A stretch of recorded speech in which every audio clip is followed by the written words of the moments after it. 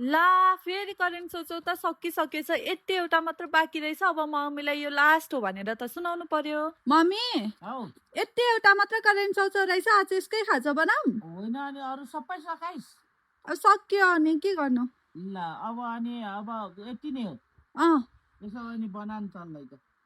कस्तो डर लागिराखेको थियो गाली गर्नुहुन्छ भनेर धन्न गाली गर्नु भएन अनि हिजोको एउटा डुनट उब्रेको थियो त्यसलाई चाहिँ टुक्रा टुक्रा पारेर फ्राई गरेर साइडमा राखिदिन्छु त्यति बेरसम्म नुडल्सलाई बोइल गर्नको लागि छोडिदिन्छु अनि एउटा बटुकामा मसिनो पारेर काटेको गाजर लसुनको पत्ता पिनट बटर हालिसकेपछि चाहिँ चौचौमा पाउने सबै मरमसलालाई एक एकवटा गर्दै फुटाउँदै त्यसकै माथिबाट हालिदिन्छु अनि थोरै तेल हालेर चाहिँ चौचौ बोइल गरेको पानीलाई टक्कसँगले हालिदिन्छु अनि यो सबैलाई चाहिँ मजाले मिक्स गरिदिने यति गरिसकेपछि चाहिँ मजाले बोइल भएको नुडल्सलाई हालेर मसलाहरू मिक्स गरिदिन्छु अनि यो यस्तो दामी देखिराखेको थिएँ यसलाई के बेर साइडमा राखेर एउटा प्लेटमा पानी हालेको छु त्यो माथिबाट चाहिँ राइस पेपरलाई हालेको छु 1 मिनट जति राइस पेपरलाई पानीमा डुबाएर राखेर चाहिँ टक्कले प्लेटमा राखिदिन्छु अनि राइस पेपर हल्का टुटफुट भएको थियो अनि डबल लेयर गरेर राखिदिए त्यसको माथिबाट चाहिँ अघिको क्रिस्पी डोनटलाई राखिदिएर माथिबाट नुडल्सलाई राखेर चाहिँ मजाले र्याप गर्नतिर लाग्छु अनि यो नुडल्स चाहिँ दामी र्याप पनि भइसकेको थियो